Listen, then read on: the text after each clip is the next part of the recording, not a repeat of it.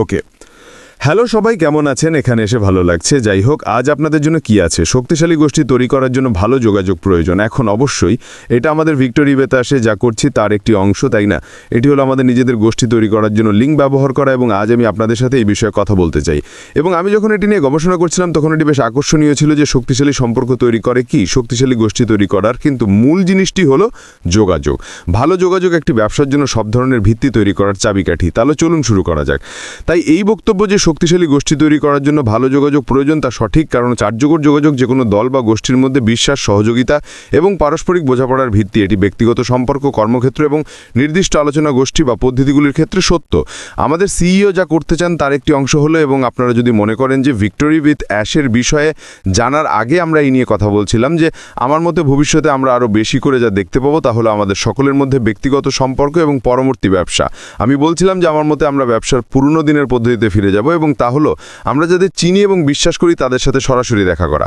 আমাদের গোষ্ঠীগুলি কিভাবে তৈরি করতে হবে এবং আমরা যাদের বিশ্বাস করি, যাদের জানি তাদের সাথে সম্পর্ক তৈরি করা ইত্যাদির ক্ষেত্রে এটি ইতিমধ্যেই খুব স্পষ্ট হয়ে উঠছে, এবং দিনের শেষে এর সবকিছুই যোগাযোগের সাথে সম্পর্কিত। শক্তিশালী গোষ্ঠী তৈরি করার ক্ষেত্রে মূল দিকগুলি হলো বিশ্বাস এবং সহানুভূতি। খোলাখুলি, সৎ এবং স্বচ্ছ যোগাযোগ সদস্যদের মধ্যে বিশ্বাস তৈরি করতে সাহায্য করে। সহানুভূতি দেখানো, অন্যদের অনুভূতি এবং দৃষ্টিভঙ্গিগুলির সাথে আন্তরিকভাবে সংযোগ স্থাপন করা। এটি সৌহার্দ্য এবং মানসিক বন্ধনকে শক্তিশালী করে। সবাই ভিন্ন স্তরে আছে, ব্যবসার ক্ষেত্রে কেউ এক স্তরে থাকবে না। সবাই অন্য সবার মতো বুদ্ধিমান নয়, সবাই অন্য সবার মতো শিক্ষাবিদ নয়, সবাই অন্য সবার মতো শিক্ষিত নয়, সবাই অন্য সবার মতো জ্ঞানী নয়। তাই আপনার নিজের গোষ্ঠীগুলির সাথে একটি শক্তিশালী বন্ধন থাকাটা সত্যি গুরুত্বপূর্ণ, যে আপনি বুঝতে পারবেন যে আপনি এটি বোঝেন এবং জানেন বলে এর মানে এই নয় যে অন্য সবাই আপনার মতোই তরঙ্গ দৈর্ঘ্য এবং একই স্তরে আছে। এটা পুরোপুরি স্বাভাবিক যে নমনীয় হওয়া, এটা বোঝার জন্য যে মানুষ হয়তো আপনি যা পড়ছেন বা দেখছেন সেটার চেয়ে কম স্পষ্টভাবে বুঝতে পারে। এইখানেই সহানুভূতি আসে, এবং এটি সত্যিই আপনাকে সেই শক্তিশালী বন্ধন এবং শক্তিশালী দল তৈরি এবং গোষ্ঠী তৈরি করতে সাহায্য করবে যা আপনি আপনার ব্যবসার জন্য চাইছেন যোগাযোগের কারণে। অবশ্যই এটি সেই গুরুত্বপূর্ণ অংশগুলির মধ্যে একটিতে নেমে আসে শ্রবণ।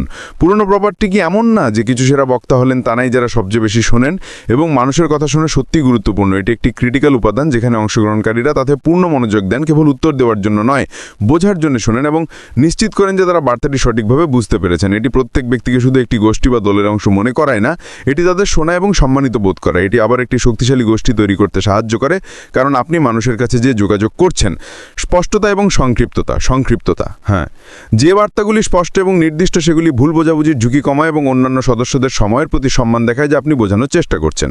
তাই যদি আপনি মানুষের সাথে যোগাযোগ করছেন, যদি আপনি এমন অবস্থানে থাকেন যেখানে আপনি মানুষের সাথে চিঠিপত্র জ্বালাচ্ছেন, তাহলে নিশ্চিত করুন যে আপনি যা বোঝাতে চাইছেন তা স্পষ্ট, সংক্ষিপ্ত এবং নির্দিষ্ট। এটি অবশ্যই যে কোনো ভুল বোঝাবুঝি এবং ভুল ব্যাখ্যার ঝুঁকি কমাতে সাহায্য করবে, যা আবার খুব গুরুত্বপূর্ণ। এবং এই ছোট অংশের শেষটি হলো দ্বন্দ্ব সমাধান। আমাদের আরও দুটি আছে: প্রতিক্রিয়া এবং খোলা সংলাপ। গঠনমূলক প্রতিক্রিয়া উৎসাহিত করা এবং প্রদান করা ক্রমাগত উন্নতির সুযোগ দেয় এবং নিশ্চিত করে যে সবাই একই পৃষ্ঠায় আছে। এমন একটি পরিবেশ যেখানে সদস্যরা উপহাসের ভয় ছাড়াই ধারণাগুলি ভাগ করতে পারে, তা অনুভবন এবং একটি ভাগিদারি উদ্দেশ্যবোধকে লালন করে। ইংরেজিদের মানে কি, লোকেদের তাদের দৃষ্টিভঙ্গি প্রকাশ করার অনুমতি দেওয়া, এই চিন্তা না করে যে ও ঈশ্বর, আমি যদি এখানে কোনো বোকা কথা বলি তাহলে আমাকে বের করে দেওয়া হবে, বা আমি যদি কিছু বলি তাহলে তারা যা বলছি তা পছন্দ করবে না ইত্যাদি। এমন একটি পরিবেশ তৈরি করুন যেখানে লোকেদের প্রশ্ন করার অনুমতি আছে, এই ভয় ছাড়া যে তারা যে প্রশ্ন করছে তার জন্য কোনো না কোনোভাবে উপহাসের শিকার হবেন। যেমন তারা বলে, বোকা প্রশ্ন বলে কিছু নেই। এবং এটা আবার নিশ্চিত করার দিকে লেটে যায় যে আপনার গোষ্ঠীর সাথে আপনার যতটা সম্ভব যোগাযোগ আছে, যাতে তারা বোঝেন এবং জানেন যে তাদের আসলে প্রশ্ন করার অনুমতি আছে। কারণ 10 বারের মধ্যে 9 বার যদি কেউ সেই প্রশ্নটি করে থাকে তাহলে অন্য কেউ সেই প্রশ্নটি ভাবছে।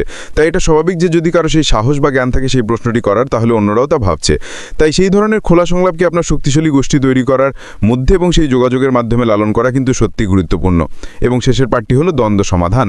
বিভিন্ন মানুষের মধ্যে বিভিন্ন রকম দ্বন্দ্ব থাকতে পারে, এবং দিনের শেষে মানুষ তো ভুটা আর বা প্রভক্ত, তো এটি একে অন্যের কথা বিরুদ্ধে যাওয়ার প্রয়োজন হতেই পারে, কারণ যেমন আপনি মানুষকে শুনছেন, বিভিন্ন সময় বিভিন্ন প্রতিক্রিয়া থাকতে পারে। তাই বিষয়গুলো নিয়ে একটু আলোচনা করতে তারা তুলে ঝালা বের করা প্রয়োজন। এখন আমি জানি না, কিন্তু আমি হতবাক হব না যদি যোগাযোগ এবং কিভাবে অন্যদের সাথে যোগাযোগ করতে হয় তা ভিক্টোরি উইথ অ্যাশের মধ্যে আমরা যে জিনিসগুলো শিখতে যাচ্ছি তার মধ্যে একটি না হয়। আমি জানি না বন্ধুরা। কেউ আমাকে বলেনি, কিন্তু যদি আমাদের সঠিকভাবে যোগাযোগ করতে শেখানো হয় তবে সেটা কি শেখার জন্য একটি আশ্চর্যজনক জিনিস হবে না? কারণ এটি অনেক দরজা খুলে দেয়।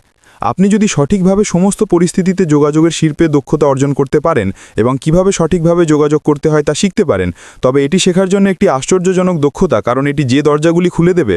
আমি জানি না এটা সেখানে থাকবে কিনা, তবে এটা স্বাভাবিক হবে, কারণ আপনার ব্যবসা সম্পর্কে আত্মবিশ্বাসীভাবে মানুষের সাথে কথা বলতে সক্ষম হওয়ার এটি একটি এত গুরুত্বপূর্ণ অংশ। সুতরাং একটি আলোচনা গোষ্ঠীর প্রেক্ষাপট এটি এমন একটি যোগাযোগের রূপ যেখানে সমান অংশগ্রহণ এবং গভীর বোঝাপড়া নিশ্চিত করার জন্য এটি প্রতিষ্ঠিত হয়। একটি আলোচনার সরঞ্জাম এটি এমন একটি যোগাযোগের রূপ যেখানে সমান অংশগ্রহণ এবং গভীর বোঝাপড়া নিশ্চিত করার জন্য এটি প্রতিষ্ঠিত হয়। একটি আলোচনার সরঞ্জাম এটি ব্যবহার করার অর্থ হলো এটি যে ব্যক্তি ধরে রাখে সেই কেবল কথা বলে এবং অন্যরা কার্যকরভাবে শোনে। এটি শ্রদ্ধা, মনোযোগ সহকারে শোনা এবং সমস্ত গোষ্ঠীর জন্য অপরিহার্য নীতিকে শক্তিশালী করে। আপনি কিভাবে অনলাইনে এটি করতে পারেন? খুব সহজে। এখন বেশিরভাগ অনলাইন যোগাযোগ প্ল্যাটফর্মে হাত তোলার বোতাম রয়েছে, ঠিক আছে? এটি আসলে বলছে যে আমি কথা বলতে চাই, এবং মিটিংয়ের সংগঠক বা দায়িত্বে থাকা ব্যক্তি হাত তোলাটি দেখে স্বীকৃতি দেবে যে হাত তোলা হয়েছে, যার অর্থ হলো সেই ব্যক্তি জানে যে সেই পরবর্তী বক্তা হতে যাচ্ছে। এটি একটি শক্তিশালী জিনিস যা গ্রহণ করা উচিত, কারণ এটি সেই ব্যক্তিকে স্বাচ্ছন্দ্য বোধ করায়। এর মানে হলো তাকে লক্ষ্য করা হয়েছে, এবং এর মানে হলো প্রশ্ন করার জন্য সেই ব্যক্তির প্রতি গোষ্ঠীর সম্মান থাকবে। সুতরাং চূড়ান্তভাবে শক্তিশালী যোগাযোগ কেবল তথ্য আদান প্রদান নয়, এটি এমন একটি সংস্কৃতি লালন করা যেখানে প্রতিটি সদস্য মূল্যবান, বোধগম্য এবং গোষ্ঠীর সাধারণ লক্ষ্যের সাথে সংযুক্ত বোধ করে। আবার আপনার গোষ্ঠীর লক্ষ্য কী? আপনার গোষ্ঠীর লক্ষ্য কী করা? আবার আপনি কি অর্জন করার চেষ্টা করছেন তা নিয়ে ভাবা, এবং আপনার গোষ্ঠীর সাথে ঠিক সেটা নিয়েই খোলাখুলি থাকা গুরুত্বপূর্ণ। আপনার গোষ্ঠীর মধ্যে আপনি কি অর্জন করার চেষ্টা করছেন, আপনার লক্ষ্য কী, আপনার উদ্দেশ্য কী? এবং আপনি যদি আপনার গোষ্ঠীগুলিকে ঠিক যা অর্জন করার চেষ্টা করছেন তা যোগাযোগ করতে পারেন, তবে এটি আরও ছড়িয়ে পড়বে এবং এটি একটি ভীষণ শক্তিশালী বন্ধনযুক্ত গোষ্ঠী তৈরি ও লালন করতে সহায়তা করবে, যা শুধুমাত্র আমাদের ব্যবসাতেই নয়, অন্য যে কোনো ব্যবসাতেও এগিয়ে যাওয়ার জন্য উপকারী হবে। যাই হোক বন্ধুরা, আজ আমার কাছ থেকে এটুকুই, সংক্ষিপ্ত এবং মিষ্টি। আমি আগামীকাল টেবিলে আনার জন্য অন্য একটি বিষয় নিয়ে ফিরে আসবো যা আপনাকে এগিয়ে যেতে সাহায্য করতে পারে। আমার কাছ থেকে এটুকুই, এখনকার জন্য বিদায়।